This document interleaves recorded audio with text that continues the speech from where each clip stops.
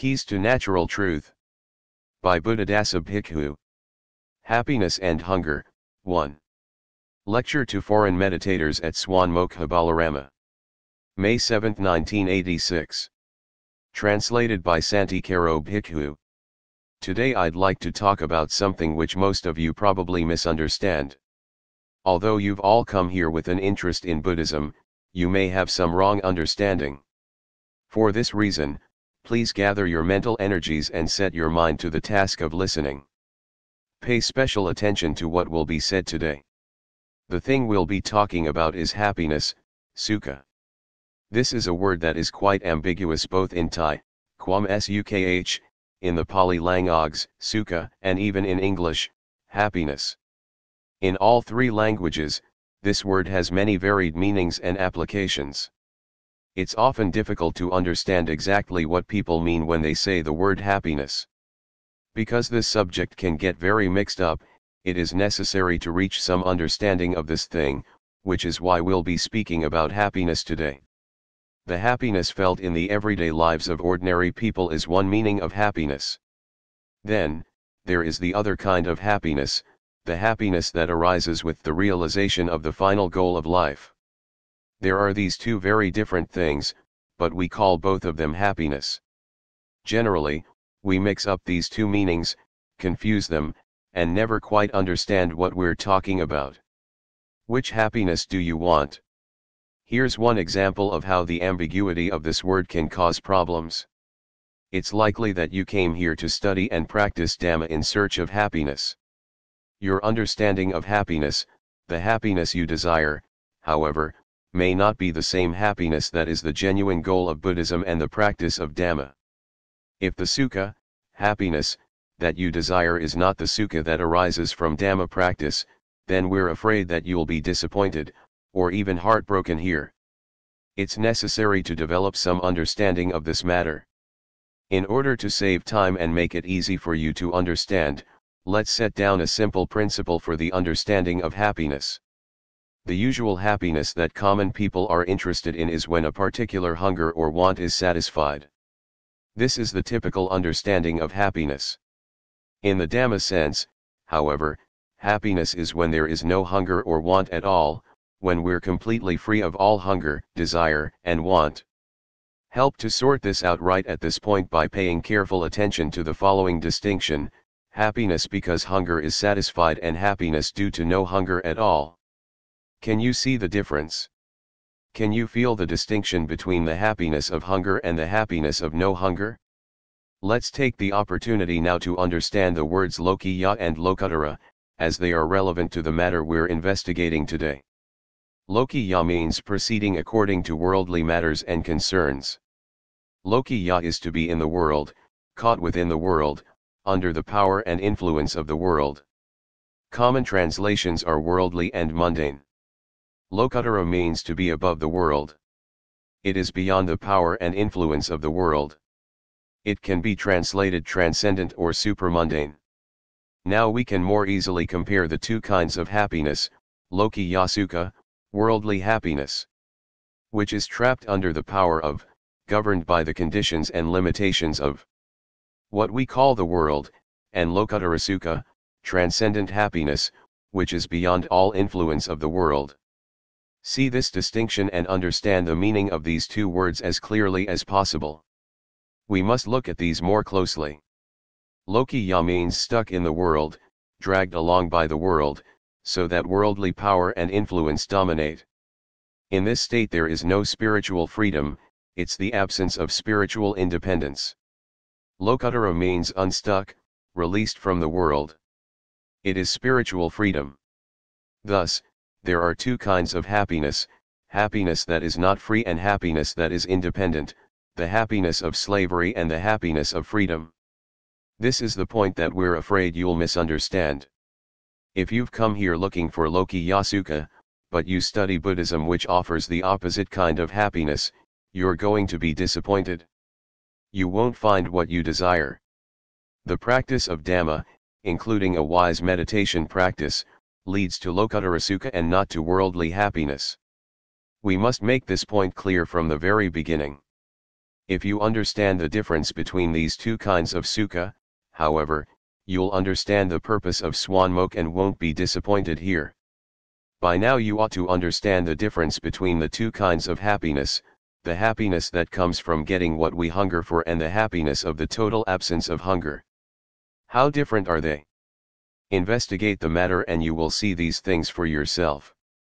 The happiness of hunger satisfied and the happiness of no hunger, we cannot define them more succinctly or clearly than this. Endless hunger.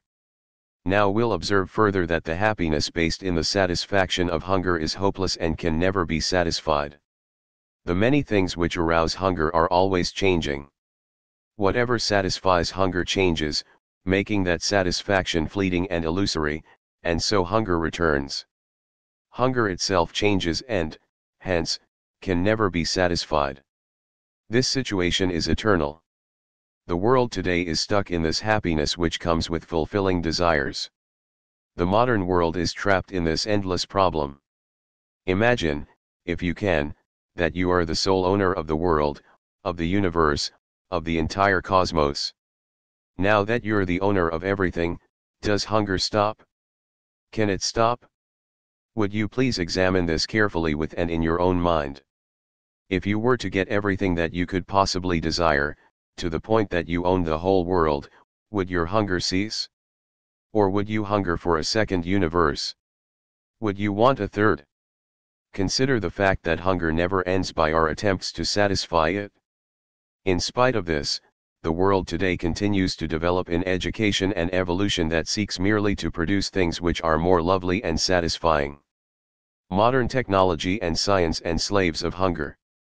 Our world is falling into this deep hole of endlessly producing increasingly seductive things to try to satisfy hunger. But where are you going to find happiness in such a world? I'd like to make some comparisons to illustrate how the worldly happiness of common sentient beings advances from phase to successive phase. The newborn infant is happy when it is cuddled in its mother's arms and sucks milk from her breast.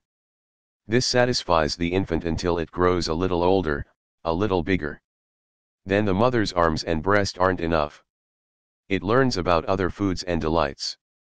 Now its happiness depends on ice cream, candy, and junk food, on playing little games and running around the house. Then it grows older and those games don't satisfy the child anymore. It wants to play football or play with dolls.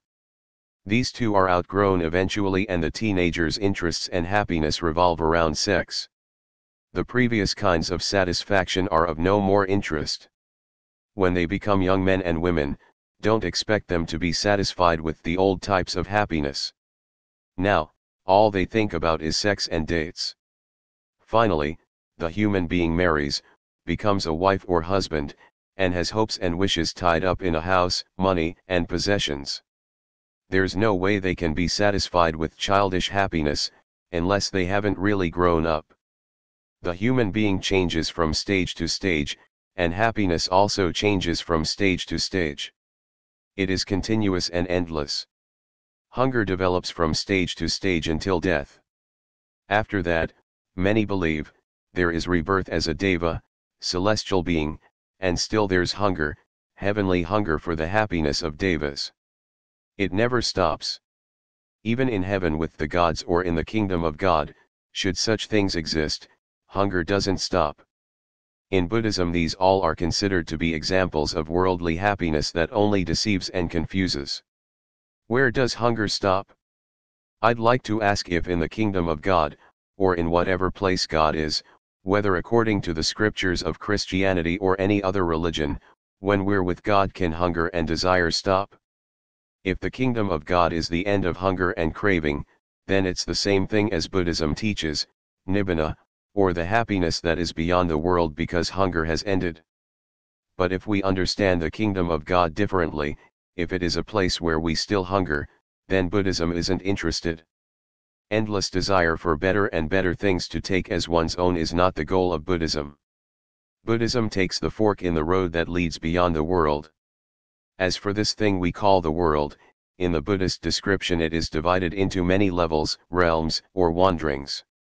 There's the common human world, with which we're most familiar, and its human types of sukha. Above this are the various heavenly realms where the devas supposedly live.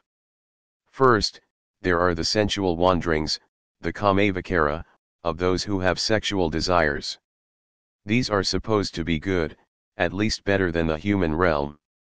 Next, there are the Brahma wanderings, of which there are two categories, those dependent on form, matter, and those independent of form. These are better than the normal realms of existence, but they aren't the end of hunger. There is no more sensual hunger in the Rupavakara, the fine material wanderings, but the beings there still hunger after material existence. The beings of Arupavakara, the non-material wanderings, are hungry as well. They hunger for non-material things rather than material. On each of these worldly levels hunger persists. The wants of the self don't stop. There are always things which the self wants. These highly refined states of happiness utterly fail to transcend the world. Even the highest Brahma realm is caught within the world, trapped below the power and influence of desire. How are we going to finish hunger? We must turn around and destroy it. We don't need hunger. We must take this other path where there is no hunger. The essence of this path is the absence of the feeling of self, of I and mine. This point is very profound. How much knowledge must we have, how much must we see, in order to stop this illusion of self? It is necessary to realize this connection between the end of hunger and the cessation of the self-illusion. In worldly situations there is always a self or I who hungers and strives to satisfy that hunger.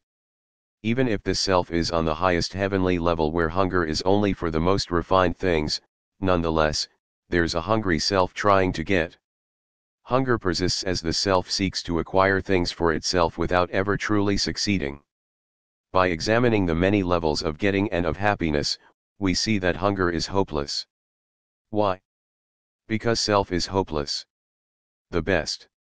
When you arrive at this stage, you ought to be familiar with what we call the good or the best. You all have ideas about the best and think that you deserve to get and have the best. Your hunger only goes as far as the best. Whatever you identify as the best. Whether a day on the beach or 5 minutes of rest from the turmoil in your head, is where your hunger grasps. Even while basking in God's radiance, the hunger for the best doesn't stop. We desire one kind of the best, but as soon as we get it our hunger reaches after a better the best. This has no end as long as there's a self that wants the best. The best has no end point, we can't take it as our final goal. We continuously talk about the best or about the summum bonum, but our meanings are so very different, the best of children, of teenagers, of adults, of old folks. The best of the world and of religion.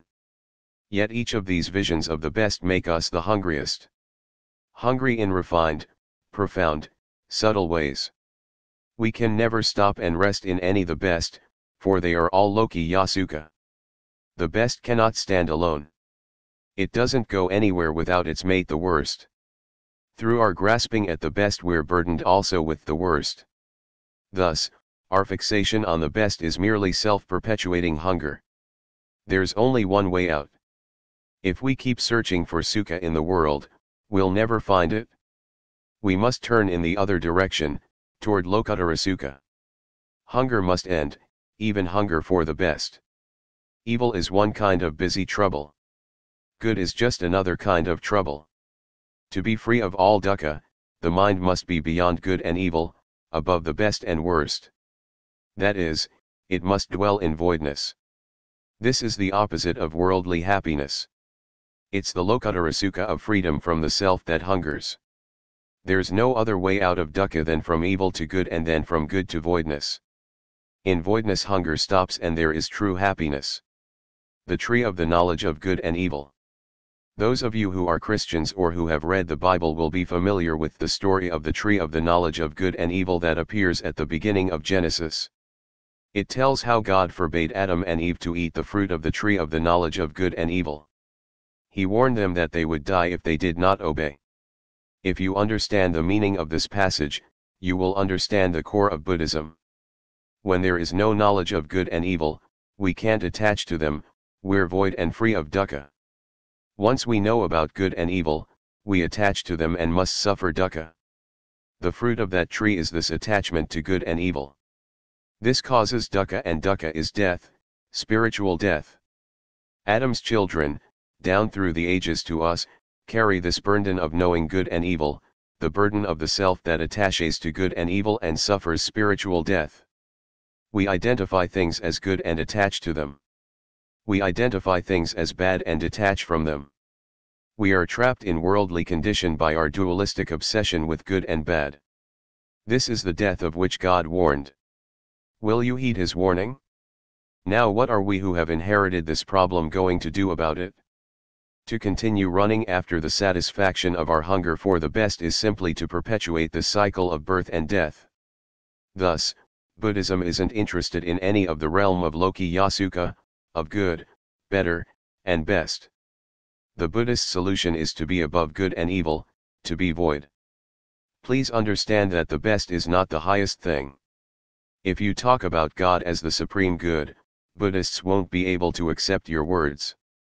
To say that God, the highest thing in the universe, is the collection of everything good or the perfection of good is to limit God, the supreme thing, within dualistic conditions.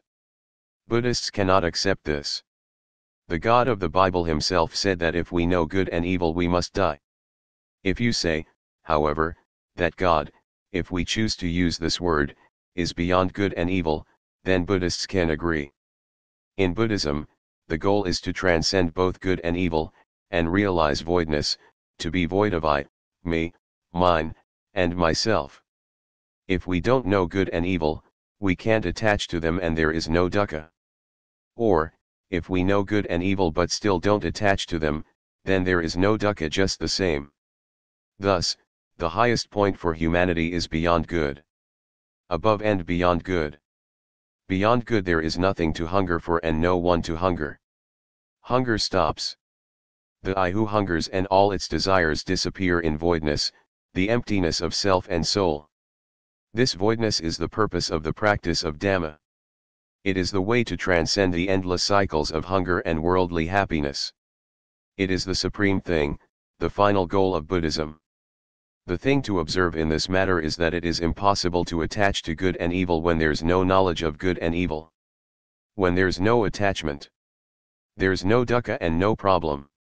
Once the fruit of the tree of the knowledge of good and evil. What happens then? If we lack the wisdom, panna, to know that we shouldn't attach to good and evil, we'll go and attach to the good and evil of common sentient beings. Thus, there is dukkha, which brings with it all the problems of life. These are the results of eating that fruit, attachment, dukkha, and death. Once there is this knowledge, there is no going back to a state of innocence in which good and evil aren't known. After this knowledge arises, after the fruit has been eaten, we must go on to know fully that good and evil cannot be attached to. It is our duty and responsibility to learn this. Don't attach to good and evil because they are impermanent, anicca, unsatisfactory, dukkha, and not self, anatta. Good and evil are anicca, dukkha, anatta. When there's this correct knowledge of good and evil, there's no attachment. Then there's no death, just as with Adam and Eve before they ate the fruit. We've all eaten that fruit, we all know about good and evil. There's no going back to a state of innocence for us. Instead, we have the duty to know that good and evil should not be attached to. They must not be attached to. Please understand this matter wisely. Don't attach to good and evil. Know them so thoroughly that you will never attach to them. This is the heart of Buddhism and the essence of Christianity. Both religions teach the same thing, although people may interpret it in quite different ways. If you understand this, you will have the key to the genuine happiness of freedom from hunger. You can see that if we grasp and cling to good, we are hungry for good. If we have something better, we hunger for what is better.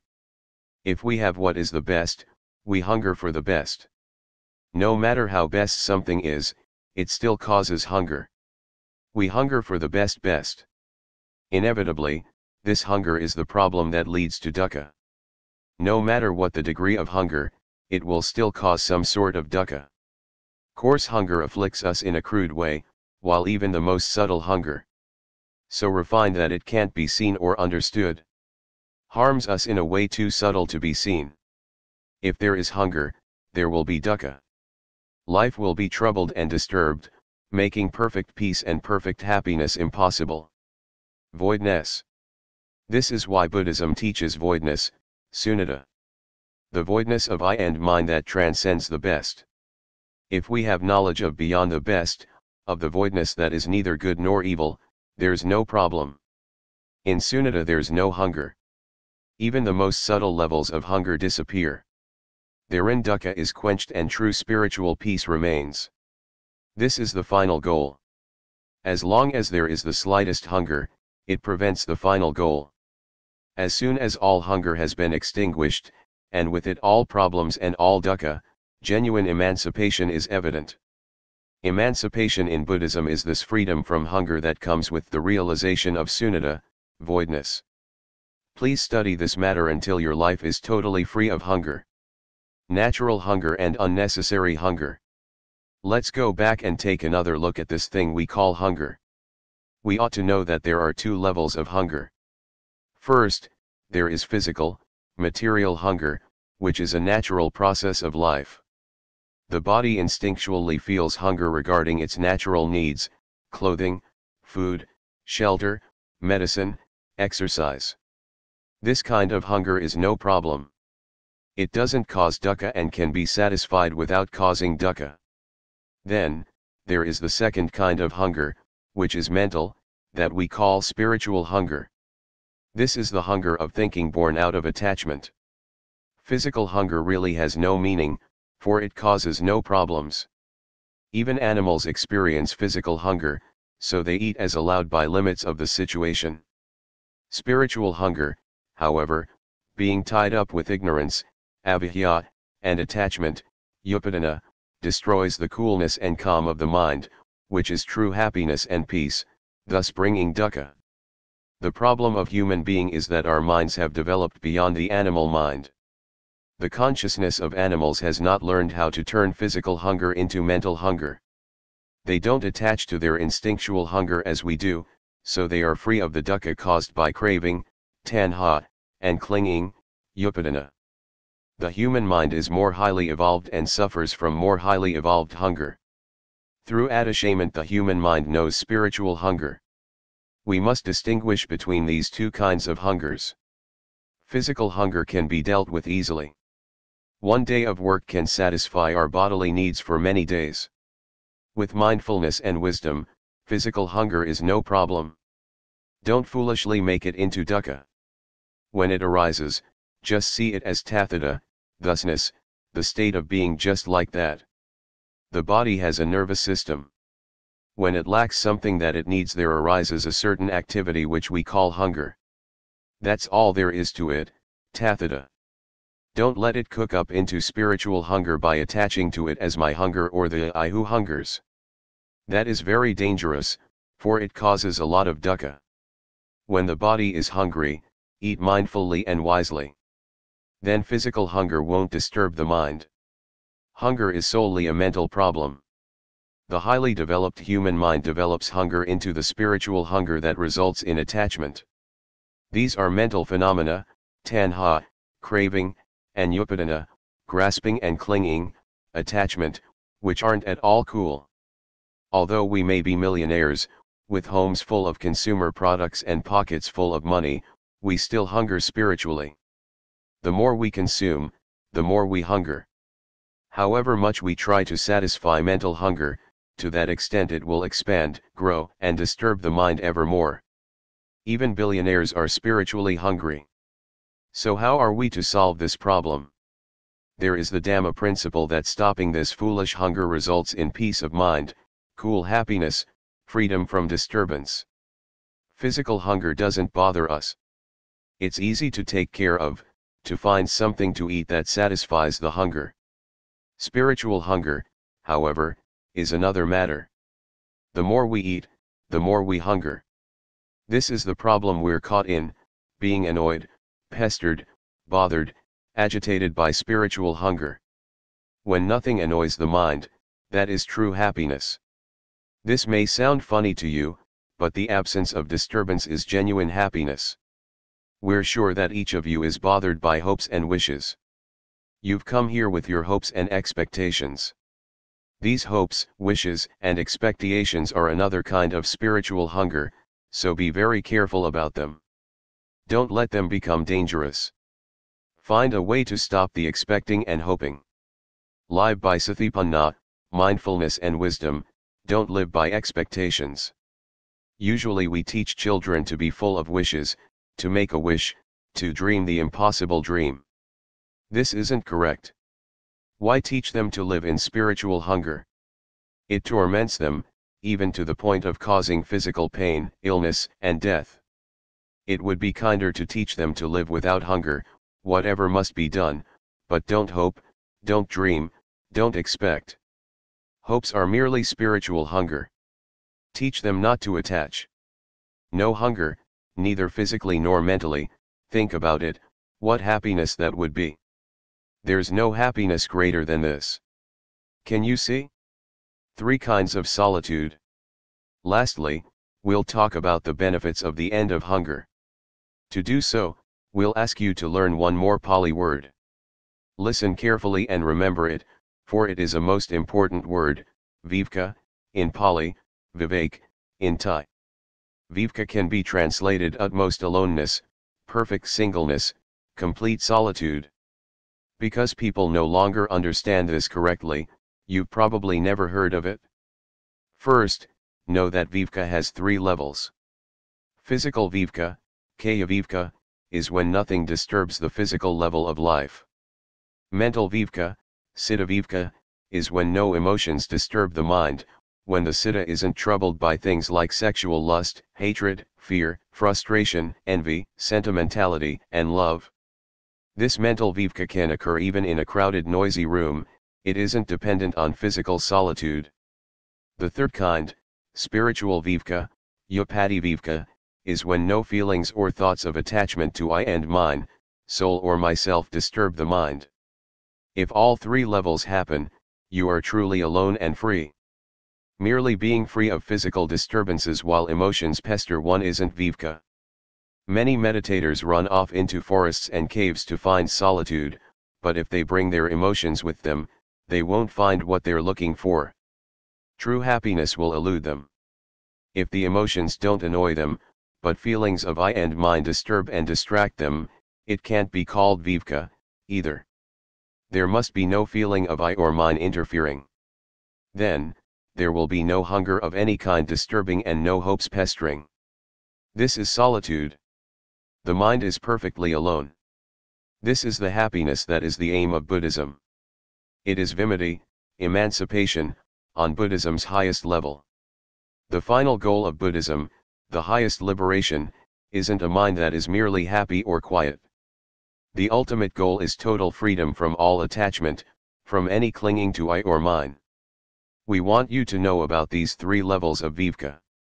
If you are able to practice mindfulness with breathing completely and correctly through all 16 of its steps and stages, then you will discover these 3 kinds of viveka. Then you will receive the happiness of never being tormented by hunger again. But if you don't like this kind of happiness, if you prefer the happiness of responding to hunger, of feeding desire, then nothing can help you. Buddhism won't be able to help you a bit. It can't help you because Buddhism aims to eliminate the kind of happiness and enjoyment that depends on things to satisfy its hunger. We want that to end. We need the kind of viveka that is undisturbed by hunger. This is what we are afraid you may misunderstand. If you don't understood the Buddhist kind of happiness, you might expect something that Buddhism can't provide. Then you will be disappointed. You will be wasting your time here. If you want the happiness that comes from responding to hunger, we have nothing to talk about. There's nothing for us to say. But if you want the happiness born from not having any hunger at all, we have something to talk about. And we've said it already. We hope that you will meet with success in your practice and development of mindfulness with breathing. Once you have, you will receive the genuine happiness born of the total absence of hunger. Thank you for coming to Suan Mokh and using it beneficially.